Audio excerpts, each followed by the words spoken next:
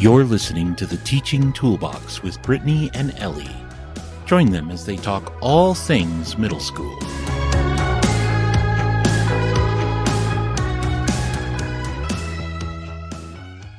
Hey, Ellie. Do you have a favorite activity you love to use on the first days of school? I do. I have a favorite team building activity that I used to use for years. The students loved it, and I loved how much I learned about the students in just one class period.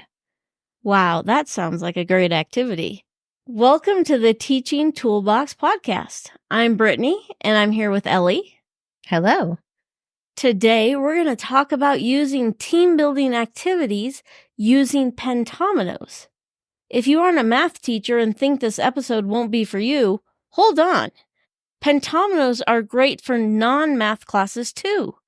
So tune in as we explore all the benefits of using Pentominoes, especially at the start of the year. So just in case anyone isn't sure about what pentominoes are shapes that are made by joining 5 squares together. And the pent part of it means 5, and domino means lord or master, so you are the lord and master of the 5 squared pieces. And there are 12 different pentominoes that can be made in this way. So this activity seems to be very simple. You just take the 12 pentominoes and fit them together to make a rectangle that fits in a given frame. As the pentominoes are fit together, there can't be any gaps between them, and they can't overlap each other. That's it.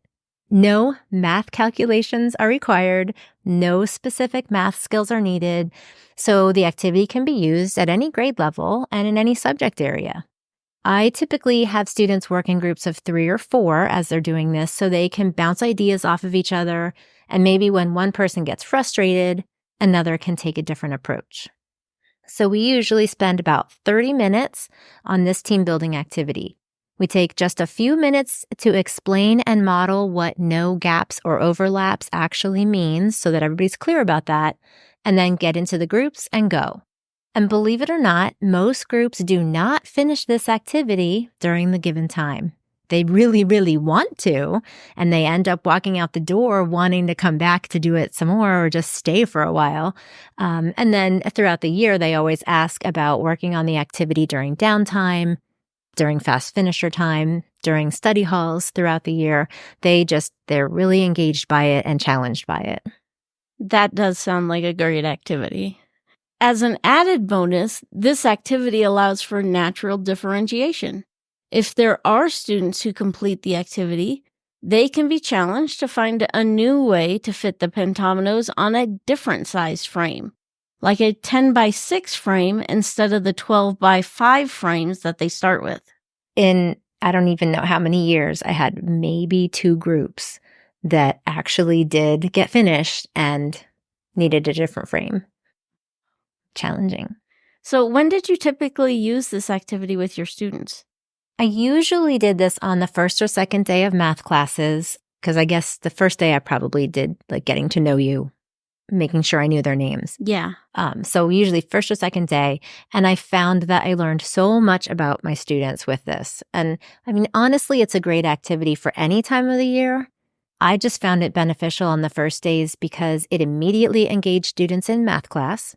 And it gave me the opportunity to observe the students and learn so much about them in a very short time period. You can learn things like, how do students approach tasks? What is their problem-solving process? How do they interact with other people? How well do they communicate with their group? And you can learn a little bit about what their personalities are like also. For example, who tries to take charge right away and say, this is how we're doing it. Here, give me the pieces. Who just sits back and watches and listens, and then maybe when somebody else gets frustrated, immediately has an idea because they've been going over it in their mind. Which student decides to persevere and keep trying and not give up? Which students do give up easily and just kind of say, okay, you can work on it, I'll just watch. And then it also tells us who has a good sense of spatial awareness. And this activity is very different from a typical math calculation type of activity. So There may be students who struggle with other math concepts, but they shine with this activity and they're a little more willing to share their ideas because they feel like they're all on a level playing field. And it's a task that is equally intimidating to all students, because it's not really intimidating. It's just that equally frustrating might be the better way to say it. Yeah. Another Pentomino activity you can do is to break the students into small groups of 2 or 3 individuals and have them try to determine what the Pentomino shapes are prior to working with them. So just before doing this activity, maybe they spend a day or a class period trying to figure out what all the Pentomino shapes are before they actually start working with them. I would do this first before doing those Pentomino activities. And how would they figure that out?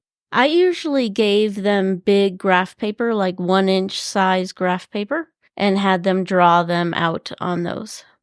Okay. So they could just kind of sketch it out, see what seems to fit and include 5 squares. And then if that didn't work, they could erase it and try again. Yeah. Did they typically figure out all 12 of them? Most groups usually got somewhere between 7 and 10 figured out. They often had a duplicate on there that they had just transformed in some way and didn't realize that it was a duplicate. And I would only usually have maybe one group get all 12. I like that idea. I never did that. Pentominoes can have loads of other benefits for you as a teacher. They spark engagement. They're hands-on, interactive activities that engage students more deeply than traditional lectures, making the learning experience more enjoyable and effective. They introduce mathematical concepts. Pentominoes can introduce mathematical concepts such as symmetry, transformations like rotation, reflection, and area, which you can build on in future lessons. And they help with classroom management. Engaging in activities like this can help establish a positive classroom environment and set the tone for cooperative learning, which can improve overall classroom management. And last but not least, they're fun and creative. Incorporating games and puzzles into your teaching adds an element of fun and creativity, which can make students more enthusiastic about learning math or any subject. I'll always remember a student walking out of class saying that was the best math class I've ever had. They are fun. I want to go play with them right now. In addition to the teacher benefits of using Pentominoes, using them in your classroom offers numerous benefits for students beyond the team building and communication. And we may have already touched on some of these, but we'll look at a couple again. A few ways that using Pentominoes benefits students include working with spatial reasoning skills.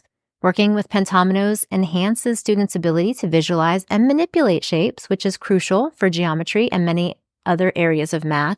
And it's interesting, so many times students wouldn't realize or think about the fact that they could flip it over and use the Pentomino, actually flip it, turn it.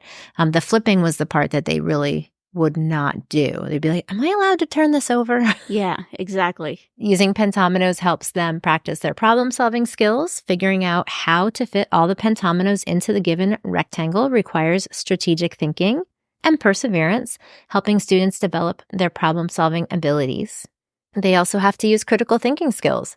They need to think critically about how each piece fits with the others, think about rotations and reflections, and that helps to foster deeper cognitive engagement. And it really helps with collaboration.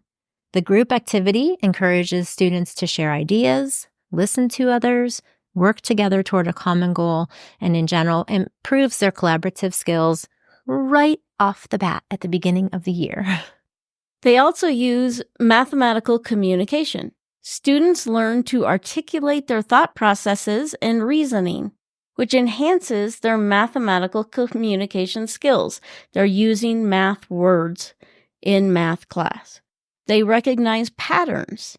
By identifying patterns and symmetries in the Pentominoes, it helps students develop a keener sense of pattern recognition, which is an important skill in math. I think it's one of the math practices in Common Core Math, as are some of these others. Yes. They get to practice persistence and resilience. The challenge of fitting all the pieces without gaps or overlaps encourages students to persist through trial and error, developing resilience and a growth mindset. And that is something we all need. Absolutely. And I really think, I don't want to say students aren't persistent anymore or as persistent as they used to be, but I think activities like this really do help to develop that they don't feel like giving up quite as easily, and they persist sometimes without really realizing that they're doing it. So it's kind of strengthening their persistence muscles. Yes. Yep. And lastly, they get to use fine motor skills. Manipulating the Pentominoes can help improve fine motor skills, which are important for handwriting and other classroom tasks.